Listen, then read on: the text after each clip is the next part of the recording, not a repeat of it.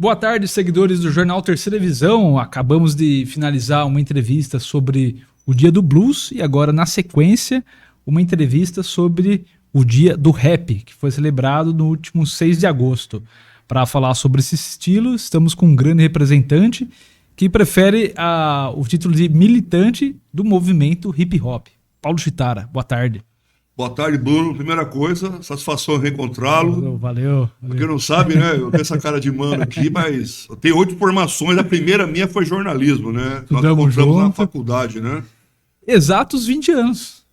Exato, foi 2005, 2006, exatos 20 anos aí, ali. Que bom. Que bom que o tempo une as coisas boas. E nessa ocasião, eu lembro que, não sei se em 2005 ou 2006, com o Alexandre Ambiel, lá da nossa turma, a gente fez um trabalho sobre o rap. Sim. E a gente chegou aí na sua casa, lá tal, a gente fez o trabalho, também uma parte foi filmada na sua casa, uma parte no centro comunitário, centro lá da Centro da Evolução. Isso. E eu falei, dia do rap, vou chamar o Chitara. Então aqui estamos. Por favor, Chitara, conta um pouco sobre a sua história com o rap, ou hip hop, que começou provavelmente antes das suas outras atividades, como professor, jornalista, militante do movimento hip hop e escritor, né? Com vários livros publicados. Conta um pouco como e quando começou essa história com o rap. Ela começa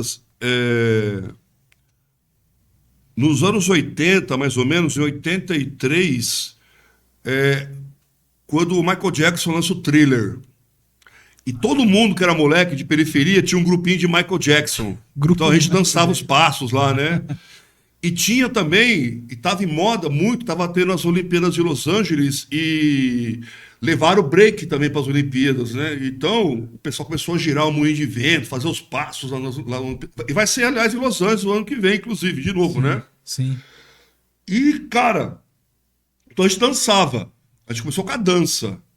Só que para dançar tem que ter a música. Aí na época 105 nem existia 105 ainda na época. Existia, mas não era rap. A Rádio Bandeirantes tocava os raps lá, Wolf Tickets, Rapper's Delight, uma série de raps americanos. Não tinha quase produção de rap nacional. Tá. E a gente ouvia os caras rimando, cantando, aquela batida gostosa, a gente dançando lá os passos e tal, né? E foi indo. Aí... Eu falo que até zoando que eu passei pelos 4 elementos do hip hop. Eu passei pela dança, né? Que eu dancei break. Fomos daí para a questão. Começamos a fazer festa em garagem no bairro. Tá. Pegava dois aparelhos de som, ligava com a fita cassete. Nos anos 80 ainda. Já estamos aí. Anos 80. Aí começamos também, não tinha produção de rap, não tinha nada. A gente sabia que tinha que pôr a base da música e cantar algo lá em cima. Falar do bairro, narrava uma história de uma noitada. Uma história de uma noitada, ou fazer uma cantada com uma mina lá que estava afim, né? Fazer uma declaração de amor para ela, fazer tudo em forma de rap. E aí mas foi ganhando contornos, né? E foi escalando mais para profissional mesmo. Ser DJ, eu fiquei uma época ganhando muita grana como DJ profissional. Eu montei um grupo de rap na época, era anos 90, que chamava R15. A gente falava, era eu e mais 3 manos de várias quebradas de Campinas, se reunia no Unifama na época. E a gente se apresentou lá várias vezes. Depois eu montei uma banda foi a primeira banda de rap de Campinas. Primeira banda de rap de Campinas? Banda. Chamamos músicos, cara.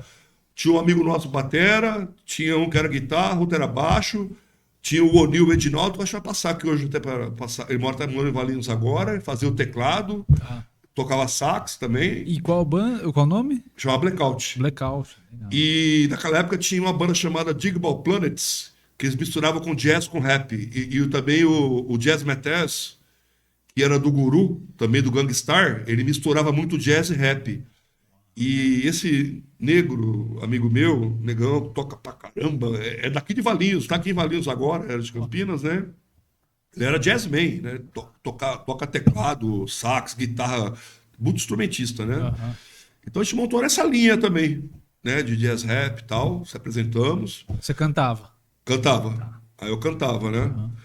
E também por fora trabalhava de DJ também, quando aparecia, né? Sim. Então foi mais ou menos assim, né, com a cultura. Aí, eu dançar eu parei, só foi no comecinho mesmo da coisa, né? Primeiro contato com a dança. Aí fui trabalhar em rádio, né? Como DJ, aí chamaram para trabalhar em rádio comunitária, na primeira rádio comunitária, depois a 105 FM me chamou, que queria alguém no movimento. Trabalhei com o Nuno Mendes no Espaço Rap Especial em 98, quando lança. Cara, mas foi uma cachoeira de. Imagina uma cachoeira de coisa acontecer assim, nos anos 90.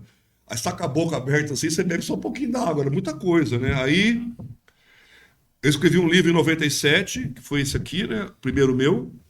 E 97 é o mesmo ano do Sobrevivendo no Inferno. Sim, do Racionais. Mesmo ano, né? Isso. Aí eu lanço esse livro, anda bem, cai em São Paulo, na Zona Sul. O Brau leu lá, levou Capão Redondo. Que legal. Aí, derivado desse, eu lanço esse, que é o Nação Hip Hop. Esse aqui foi o seguinte, a história dele. O que acontecia? Tinha muita produção, muito estudioso em faculdade acadêmica, tentando falar sobre a história do movimento hip hop, estava muito forte.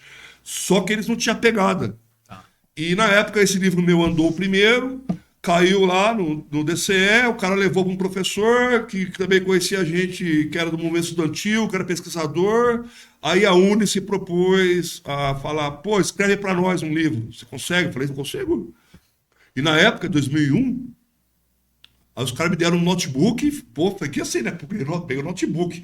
Tipo, lá não existia, coisa rara, né? Sim.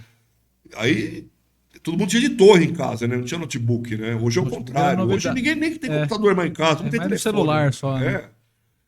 Aí me deram o seguinte, ó, precisamos conhecer o movimento hip hop, como é que nasce no Brasil. Conta no mundo primeiro, depois no Brasil. Eu falei, o mundo é fácil. O Brasil, naquela época não tinha rede social, 2001, muito e-mail. Tá. Aí eu mandava e-mail pra galera, eles respondiam, contando cada um a história. Eu marcava a viagem, eu ia pra lá, fui pra Manaus, fui pro norte do Brasil, pro Rio Grande do Sul, São Paulo, interior. Você falou tal. que nacionalmente acontece em vários lugares ao mesmo tempo, ao contrário do que muita gente fala que foi só em São Paulo. Mas internacionalmente foi que Los Angeles ou Brooklyn ou Estados Unidos, onde aconteceu? Inclusive o rap tem uma história, o hip hop em si, porque tem gente que fala assim, ó, movimento rap, tá errado. É movimento hip hop, que ele tem 4 elementos, que é o rap é um, que é a música, o rhythm and poetry, né, ritmo e poesia. Aí tem o break, que tem o big girl ou o b-boy que dança. Tem o grafite, né, que é a arte visual. E tem o DJ, que é aquele cara que anima, que monta as bases, né, e tal. Sim. E, na realidade, o movimento hip hop, onde origina-se o rap, ele nasce moderno, porque também tem, só um parêntese, Claro. aí eu falo como historiador, Sim. contar uma história ou cantar na beira de uma fogueira sobre a caça, tal, isso é uma coisa milenar do ser humano. O grafite, então, nas cavernas, você vê lá, cheio de grafite, né? Sim. Então, essas expressões artísticas já Antropológico. existiam na humanidade, mas uma linguagem mais moderna sobre hip hop, tinha na Jamaica, em 78, um estilo de reggae chamado toasting. Era uma variação do reggae. E no meio desse reggae, a galera dava uns gritos rimando, que era chamado griots. E nesse calteirão da Jamaica, em 78, teve uma crise econômica muito forte lá, e um cara muda da Jamaica com a família, vai morar no Bronx, chamado Kuerk, que todo livro de história sobre hip hop, black music, vai aparecer o nome dele. É o cara que lançou praticamente o movimento. Aí ele leva esse estilo de reggae, os DJs da festa começam a fazer mixagem só com os instrumentos, a galera começa a cantar em cima, dando os gritos de ordem e tal, aí aparece um meia dança, o break, aí cada função queria mostrar que era mais coisa de jovem, né? Quer aparecer, né? Não quer ficar anônimo. Sim. Então eles começam a grafitar o metrô de Nova York. Porque quando você com o metrô de Nova York, ele passava em todas as quebradas. Então o cara escrevia o nome da turma dele lá. E aparecer lá. E aparecer outro bairro. Então ele mostrava, pô, eu existo, entendeu? Sim, sim. Então esse caldeirão de Nova York também ganha identificação automática. De lá, outros negros viajam, migram com a família internamente dos Estados Unidos, vão para Los Angeles, lá cresce muita coisa também, só que lá vai numa linha mais pesada, mais de bandido mesmo, gangsta rap, aí é uma outra história. Tá. Mas a essência do hip hop nasce muito em Nova York. E no Brasil, como o Brasil também, a gente pode dizer que é um quintal americano, né? Aquela cultura veio para cá também. Tinha uma cultura forte black no Brasil, dos bares blacks antigos, e quando veio o rap, a galera abraça também a nova geração. Tem uma geração com 20 a 30 nos anos 70 que estava ouvindo muito funk, mas funk original, não Soul, funk carioca. funk Funk soul, James James Brown, Brown, sim. Coen the Gang, né? Coisa assim. Tim Maia. Isso, Tim Maia, né? Sim. Cassiano, Tony Tornado. Aham. Aí quando chega o rap, a galera se identifica, porque vem com uma letra, uma linguagem muito de revolta, contar a história do dia a dia, dificuldade, os perrengues. E a galera se identifica. Aí também o pessoal gosta da dança uma parte, outra gosta de desenhar, já começa a sair do desenho do caderno, pôr na parede, e outra galera começa a rimar, outro pessoal começa a fazer festa e pega o ritmo e vira uma indústria. Sim. Dizem até que eu já fui para os Estados Unidos, para Nova York, para Los Angeles, né? Lá é fortíssimo mesmo o negócio. Eu tenho amigos que eu fui para a França também, lá é fortíssimo também. Eu trouxe aqui no ano Brasil, França, Estados Unidos, França, Brasil, DJ Nelson, que era o segundo melhor DJ do mundo, com a Aliança Francesa. Lá é fortíssimo nas periferias da França. No Japão, o hip hop é muito forte, Que legal. mas diz que o segundo lugar do mundo é no Brasil. O segundo perde só os Estados Unidos. Só perde para os Estados Unidos, Tá. depois vem Brasil e fica disputando França e Japão ali. E aqui seria o quê? São Paulo, disputa entre as próprias regiões lá de São Paulo, tem em Campinas mesmo, quais as cidades mais? É que, na realidade, tem esse negócio do hip hop ter nascido em São Paulo, é meio que uma lenda urbana que eu até com o meu livro eu descobri. Por quê? Eu fui para os lugares, eu percebi que em 84, quando tava todo mundo dançando também lá onde eu dançava, o pessoal na São Bento de São Paulo, tinha gente dançando em palco lá em Goiânia, outros em Manaus, tal. Ah, Só que como São Paulo é o centro do Brasil de negócios, tem mais mídia, tal, foi mais documentado. tá. Lá registrou mais que. Registrou mais, por isso que automaticamente ficou parecendo que nasceu lá. Sim. Mas não. O livro até o meu Nação Hip Hop, ele desmente isso até. Ele mostra, e eu mostro os anos, os nomes das pessoas, quem começou, os grupos, levantei tudo certinho.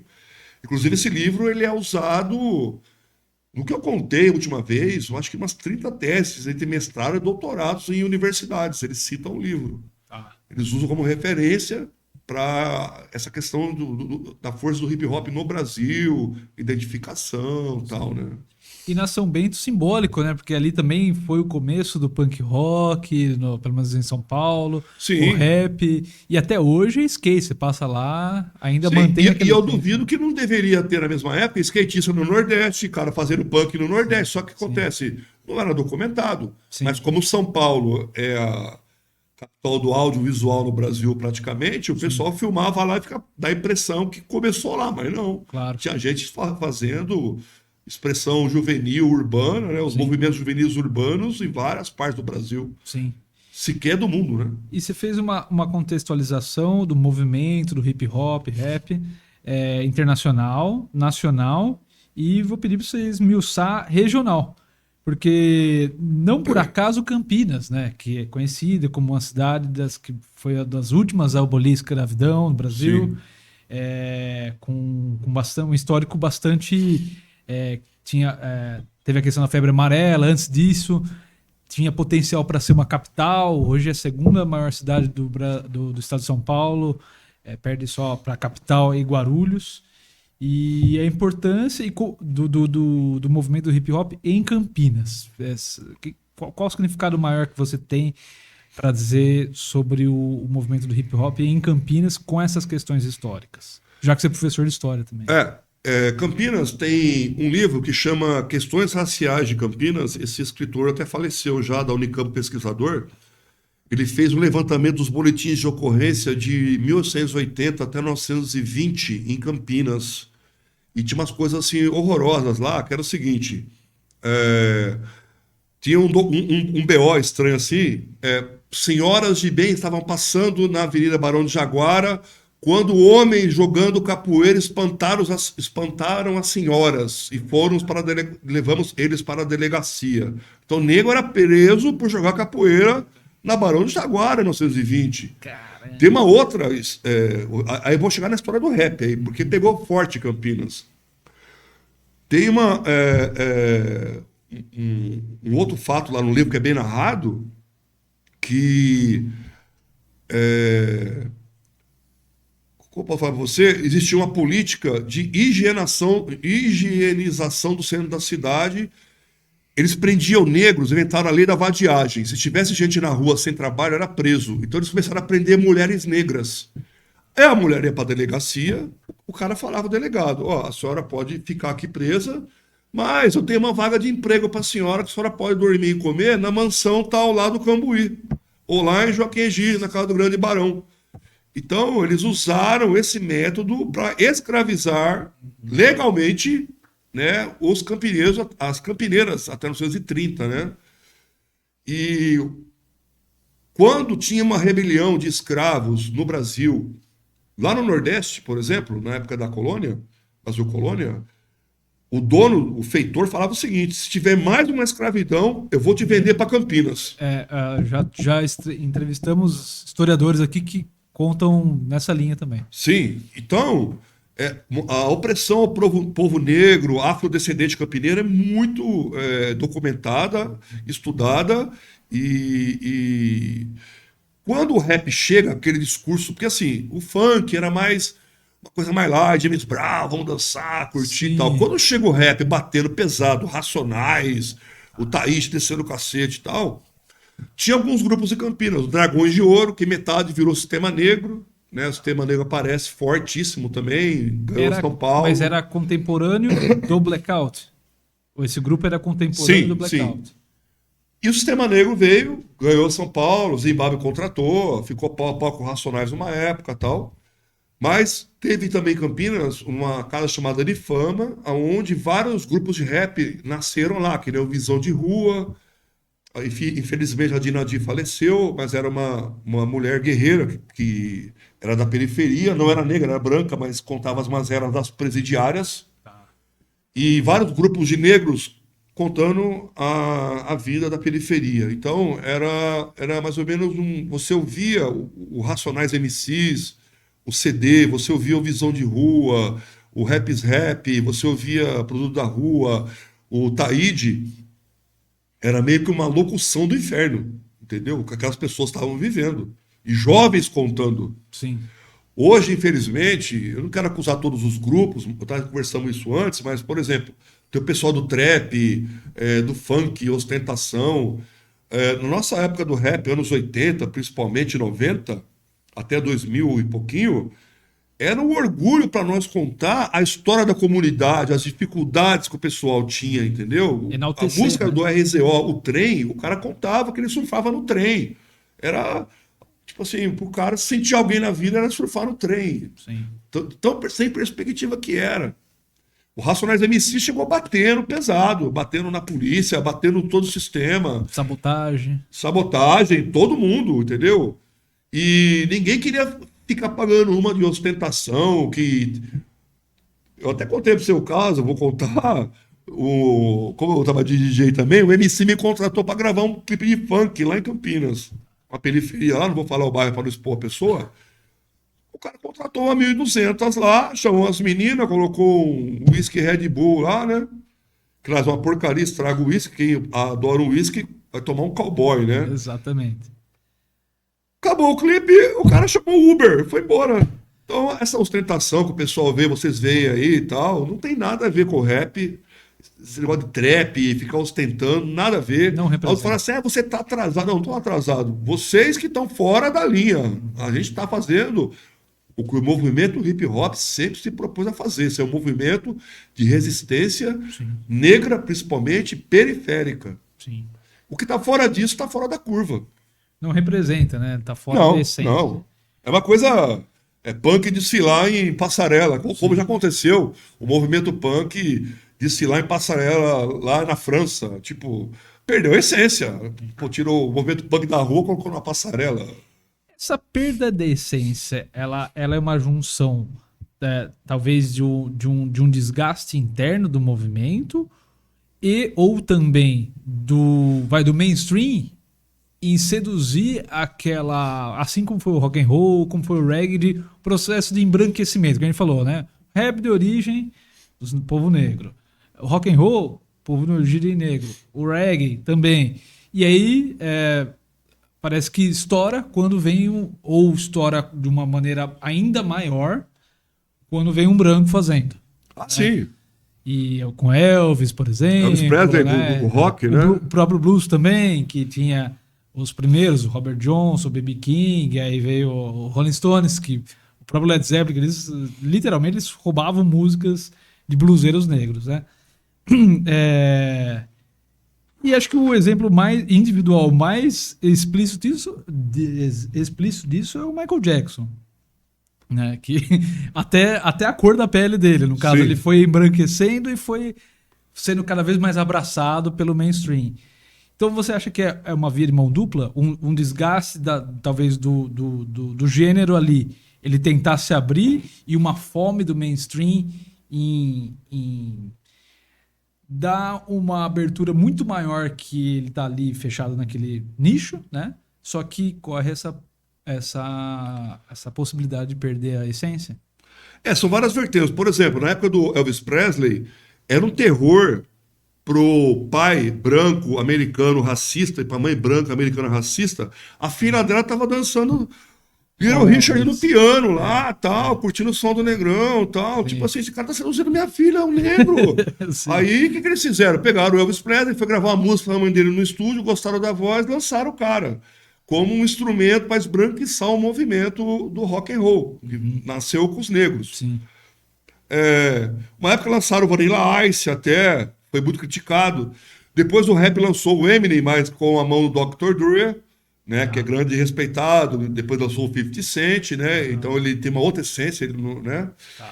Mas o que se percebe na realidade, os grandes movimentos no Brasil, inclusive, o samba foi sequestrado dos negros, né? Isso já denunciado até em música do Racionais, né? Sim. O pessoal meio que se vendeu do samba. Se você pega passista de escola de samba hoje, não é a menina da comunidade. Eles pegam uma global. Tá lá, Entendeu? Sim. Geralmente branquela, loirona, não pega uma negrinha, nasceu lá uma negra, negrinha, bonita da periferia mesmo, do bairro. Põe uma global lá, esse tipo de coisa. Onde eu quero chegar? O mainstream, ele tá caçando sempre novidades. E o pior, você vai acreditar, a novidade sempre nasce na periferia.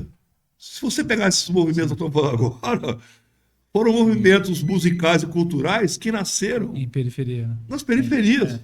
Aí eles pegam esses artistas que também são bandos, às vezes, coitados, não tiveram oportunidade nenhuma, tem a chance de ascender socialmente, ele vai embora. Entendeu? E representa uma massa, né? Chutara, ainda na linha do rap, né, do movimento do hip hop, a sua trajetória individual, você acha que ela ramificou, mas ainda mantendo um propósito nesse meio do hip hop? Por exemplo, você foi lá, estudou jornalismo, se tornou jornalista, se tornou historiador, né, professor de história, escritor. Então, são outras atividades, mas você vem ainda com a mochila do rap?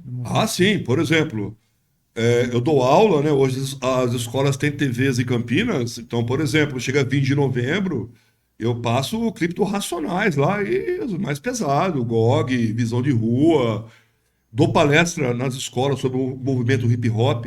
Eu escrevi também, se falar para você, que a série Vagalume em 2007, eu li a série Vagalume quando eu era criança, fui procurado para dar assessoria para escrever com o Luiz Puntel. E ele escreveu com a Fátima Chaguri, falecida, e está em todas as bibliotecas do estado de São Paulo. Toda escola que eu vou dar aula está lá. E o pessoal usa, quando vê que ele gostou tanto, que ele me homenageou na trama. Legal. Olha o que ele fez. Ele pega e fala o seguinte, a história é tipo assim, a história da carochinha, mas tudo bem. O pichador foi em São Paulo, na Pinacoteca, viu obra de arte, falou, vou parar de pichar e vou grafitar. Aí tá conversando com outro amigo dele atrás do ônibus, o amigo fala, ó, você quer saber mais sobre hip hop? Não é? No enredo do livro. Lê esse livro do Paulo Chitara de Campinas, Nação Hip Hop. Você vai aprender bastante, né? Vai dar uma homenageada lá. Esse é o primeiro? Não, esse é o segundo. Tá. Né? Sim. E então, eu sempre tento, por exemplo, 8 de dezembro, né?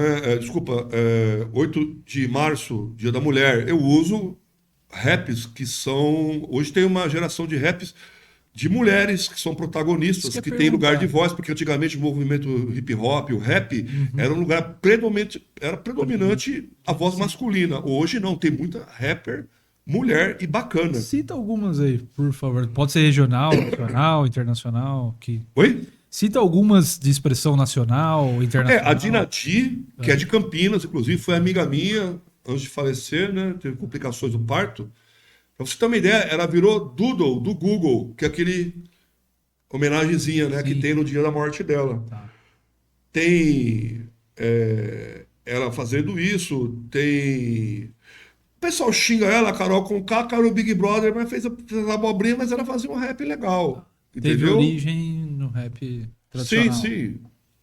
E a Tum, que era também do Visão de Rua, fazia um rap legal. A Quatro Bases, que eram 4 negras, meninas que cantavam em estilo R&B e rap, né? Que era da nossa região, altamente potentes. A Cheroline, anos 80, São Paulo, foi a pioneira. Cantava raps falando sobre as dores masculinas, as dores femininas causadas por homens, né? Mas sentimentais, não agressões, né? Essa coisa do homem iludir a mulher e trair, né? Aquela coisa toda, né? Que são dramas humanos. Sim. Mas hoje tem bastante mulher, hoje muito, sabe aonde? No estilo de big girl, dançarina, de break. Tá. É onde mais tem. E grafite. Certo. Onde elas mais estão presentes hoje no movimento hip hop. E tem, né, infelizmente no rock e outros estilos também falta um espaço maior para as mulheres, as representantes, né? Que embora possam não estar em destaque, elas existem, né? Como você fez questão de frisar aí. Queria que você pontuasse, já que você acompanhou desde o início, né? Como falou, primeira banda de rap de Campinas e região, os nomes e os momentos que foram marcos do movimento hip hop, que foram marco, por exemplo, Racionais, por exemplo, né? Ou talvez o Eminem, o surgimento do Eminem também tenha sido a nível internacional. Então, a nível internacional e nacional, quais foram os momentos mais marcantes da trajetória do movimento hip hop? Internacionalmente é quando surge eu vou falar mais, né, para cima mesmo, né, mais na linha da música, dos 4 elementos, que é o rap. Quando surge o Rapper's Delight, que é em cima da música do Chique, né, tem, aqui virou tagarela, 15 minutos a música, mas quem organizou tudo foi uma mulher, a Sylvia Robson. Depois vem a música The Message, que explodiu, foi uma mensagem para os guetos americanos, os negros se expondo, né? Explodiu, chama The Message. Aí surge o Run DMC, que pouca gente fala, mas o Aerosmith nos Estados Unidos já estava acabada a banda. Só ressurgiu Quem por causa subiu deles. Sim. o Aerosmith foi o Run DMC com Walk This Way. Walk This Way. Salvou eles, né? É verdade. Aí no meio disso veio o Beastie Boys também. Public Enemy veio com um discurso totalmente radical, né? Public Enemy foi divisor de águas. E o Mano Brown no Brasil ouvia na época o Pepeu, que era o Black Juniors, Pepeu, os caras do começo aqui. Mas o Mano Brown começou a ouvir, tinha alguém que traduzia para ele o Public Enemy, a linguagem contundente. Ele monta o Racionais e vê uma linguagem pesada. Enquanto os rappers vêem uma linguagem mais tranquila, ou bate, mas dando uma alisada, o Racionais vem contundente, né? Eu totalmente de fora, eu faço uma comparação com o estilo... Tô resfriado, por isso que eu tô... Tranquilo. Desculpa, viu, pessoal? Do vocal do Mano Brown, no Racionais, me fugiu o nome do equivalente dele no Public Enemy. Não lembro o nome do cara. Chuck D. Chuck D, isso. Que é bem pra frente, Isso, assim, tinha o quase Flavor encarando. Flav, né? Isso. Mas o Chuck D fazia como se fosse o Mano Brown, que era mais... Isso, ele era tipo Mano Brown. O Mano Brown se pegava nele. Porque Aliás, ele- o Flavor Flav, ele tem uma coisa engraçada, né? Que ele usava aquele relojão dele. E lá no gueto americano, quando você queria saber algo, o que ia acontecer, você chegava no outro e falava pro cara que manjava as coisas, né?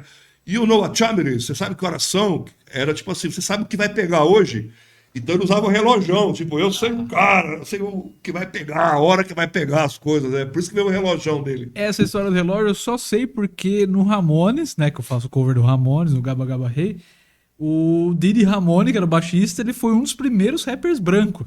Ele saiu dos Ramones, ele era o principal compositor, pra tentar fazer rap, porque ele já viu que ali já era fim dos anos 80, ficou na mesmice. E ele falou, eu não sei fazer rap, mas eu queria fazer. E era uma coisa bem estranha. Mas ele contou essa história do relógio num documentário. Sim, não, e o Ramones também na linha de punk rock, eles também vieram para dividir também, entendeu? Sim, Tanto no estilo musical, uma maneira mais tipo uniformizada de se vestir, né? Não é cada um loucão, não, eles são meio tudo de preto mesmo, né? era quase E como se batendo fosse uma cabelo, gangue. não queria ficar mostrando o rostinho pra câmera, né? Os caras queriam Exato. ficar, né? Tinha essa característica mesmo, exatamente. Não ficar ostentando o rosto, né? Pra catar mulher, né? Pra ser... Era focado na música. Era focado Sim, na música. queria ser respeitado pela música deles, né? Exato. E aí, nessa linha dos pontos mais marcantes, que você traria até que ponto atualmente? Da cronologia do movimento hip hop.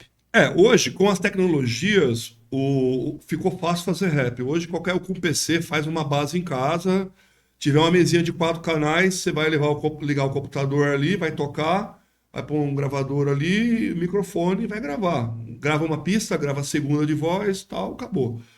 Tá fácil. Tá. Antigamente era muito difícil. Você tinha as gravadoras, que geralmente roubavam os artistas. O cara vendia 1 milhão, você vendeu 300 mil. Só que elas tinham que pagar estúdio, elas pagavam a distribuição, era tudo analógico. Então hoje, até os artistas de outros estilos musicais, funk, trap, eletrônico, enfim, rock, eles não vivem mais de venda de CD, porque hoje tudo é MP3. Então o cara Sim. baixou põe no pendrive, ele acabou. não tem Os como. caras ganham dinheiro com show, Com show. ou monetiza canal no YouTube. Tá. Né? Coloca lá o clipe e monetiza ele. Sim. Então, por um lado, se democratizou, foi bom, por outro lado, democratizou para pôr muita porcaria no mercado também. Né? Sim. E tá assim. Acabou. Mas hoje tá muito mais fácil para um cara que tem uma boa ideia, uma boa bagagem musical, um menino de 15, 16 anos, eu vou começar a fazer rap agora, eu quero ser um bom artista, eu quero rimar, quero estudar a língua portuguesa para fazer uma boa rima. Para ele tá mais fácil do que se ele estivesse nos anos 80, por exemplo, né? Ou até os anos 90. Você citou aqui no começo da entrevista que da aula de história e português, que são duas matérias essenciais pro movimento hip hop. Que você falou, saber escrever e saber de onde veio, né? Que é a história. Sim. Então você falou que tenta contextualizar com a questão do hip hop, né, nas aulas. E além dessas atividades de lecionar, na música, você está fazendo alguma coisa ainda? Amanhã eu toco, amanhã eu faço. tocando. Do meio-dia até as 10 faço uma chácara. Uma chácara? Vai ter grupo de samba, eu de DJ, um monte de amigos e tal, né? Tá. Mas eu também falo que, além de tudo, eu fiz jornalismo, depois eu fiz MBA em administração, que é fundamental para isso para um artista hoje saber administrar a própria carreira, para não ser engrupido. Está produzindo? Você fez produções de músicos? Não, eu só toco música, eu não produzo. Tá. Aí eu fiz história, licenciatura, depois eu fiz pedagogia, psicopedagogia, acabei de fazer história das religiões, terminei. Estou fazendo agora a minha última, que é terapia cognitiva comportamental para usar a minha profissão de professor. Que legal, bastante. Sempre ralando aí. Sim. Cara, muito obrigado por você ter vindo. Prazer ficar conversando. Daria para estender a tarde toda aí. Só para Com terminar, certeza, mostrar sim. aqui, ó. Mostra Além os livros. tem o meu, né? Mas tem esses aqui também. Aqui são coletâneas que eu participei. Ah, Esse rapaz, o Tony C, gente boa, Ele fez o hip hop e literatura do oprimido. Esse vermelho foi um sucesso, o 2 também. São mais de 30 autores. Que a gente tinha um site nosso sobre hip hop e o pessoal pegou, compilou e fez isso daí. Sim. Tem na internet, viu, gente? Quem quiser ler aí, tá? Tem tanto Nação Hip Hop, que tem que acessar? Literatura do Oprimido, Hip Hop a Lápis. Tá, tem algum lugar, algum site que baixa, não? Tem que buscar no Google. Geralmente vai ter no Mercado Livre para vender usado, estante virtual. Procura pelo título. Isso, Tá. procura pelo título. E deixa, por favor, a sua agenda. Tem esse show de amanhã, mas tem mais shows marcados? Cara, eu tô fazendo muita festa particular, porque, Tá. infelizmente, só para encerrar, Sim. acabou os clubes em Campinas e região. Não tem mais. Não tem mais boate, não tem mais clube. Ou você faz barzinho, que é somzinho mais ambiente. Não tem mais que antigamente fazia bar de black, 1.000 pessoas, 2.000. E você citou aqui o Avenida 2. Você tocou aqui na Sim, Avenida 2 toquei em na Avenida Valinhos. 2. Eu tinha aqui, na Universos, aqui em Vinhedo. Universos em Vinhedo, eu lembro. Entendeu? Eu adorava essa região aqui, entendeu? Ia pra cá direto. E tem grupo de rap pra cá ainda, até mandar um salve pro Alquimia, o Flecha e o F-Bob, que são rappers daqui de Valinhos, que estão produzindo pra caramba aí, né? Aqui, cara, tem uma cultura legal que eu acho, de uns caras, que nem você, Bruno, e outros, que são um movimento resistente. Tem uma molecada que anda de skate aqui, porque skate tem tudo a ver com nós também, porque é um movimento de resistência, streetwear. Tem o cara que gosta de grafitar, tem uma galera aqui que gosta de escrever sobre o movimento, que consome, que debate isso. Aqui o pessoal fala assim, porque é Valinhos e Vinhedo é menor, é pequeno. Até em Louveira. Em Louveira eu ajudei a fazer um projeto de hip hop lá em Louveira em 2008, com a prefeitura, em colégio municipal. Então, essa região aqui, apesar de não ser Campinas, que é maior, mas é da nossa macro-região, tem uma galera muito antenada em tudo que tá rolando no mundo. Não fica para trás em nada. Eu falo assim, porque antigamente tinha a visão que nós de Campinas era banda de caipira, né? Aí você falava que era de Valinhos, então, de Vinhedo. Piorou. Né? Sim. Mas não, cara, tem uma galera aqui muito antenada. Você mesmo, um cara muito antenado, entendeu? E muito boa na nossa região. Sim. E eu acho isso importantíssimo, porque demonstra que não é só porque tem que estar na capital que tem que estar antenado. Não, hoje com a internet você está em qualquer lugar do mundo fazendo o que você quiser.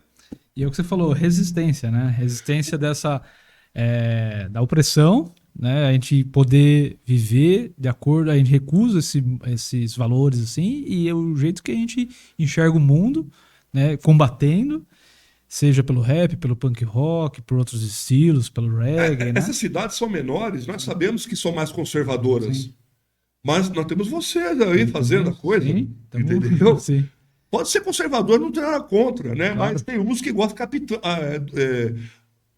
pôr regra na vida dos outros. Não, deixa o pessoal ser o que quiser ser, entendeu? Exato. E vocês estão aqui, cara. E é pior para vocês. Eu estou em Campinas ainda, lá como é mais urbano, espalha é mais fácil você ser você mesmo. Do que você ser você mesmo em Valinhos, Jundiaí, Louveira. Entendeu? Sim. Então vocês são guerreiros de verdade, né? Tamo junto. Chitária, para concluir, brigadão por ter vindo, né? É especial porque exatamente 20 anos que a gente estudou junto. Sim. Passa os seus contatos, seu telefone e as suas redes sociais, onde o pessoal pode mandar mensagem, entrar em contato para até adquirir os seus trabalhos literários. Tá, eu tenho o meu Instagram, é pchitara, P-S-H-E-T-A-R-A, né? Pchitara, Instagram. Tem o TikTok meu, professor Paulo Stara, YouTube Paulo Stara.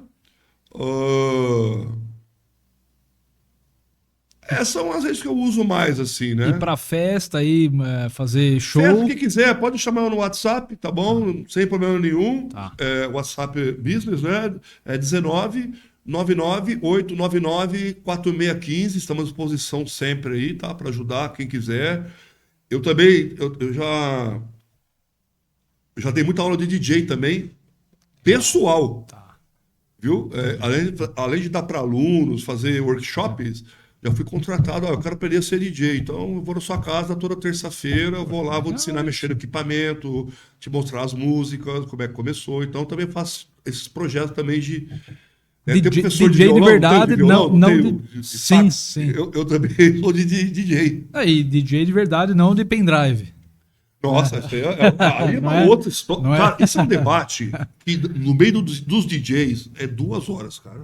Que fica disso daí, Do dessa vinil. questão, né? Tá. Ó, porque quando lançou o CD, achou que ia morrer o vinil, já era. Ao contrário, o vinil hoje tá mais forte que nunca, morreu o CD, ninguém ouviu o CD, E o e vinil hoje é voltou. MP3, Sim, que é o pendrive, sim, né? sim. Mas é 200 horas de debate isso. Fica para uma próxima. É. Obrigadão, Star. Obrigado, você, Bruno. Valeu, gente. Muito obrigado, pessoal, aqui pelo convite. E continua assistindo e prestigiando aqui. Temos que ter pontos assim nessa cidade, nessa região, para defender nossa cultura alternativa. Com certeza. Valeu. Tamo Valeu. junto.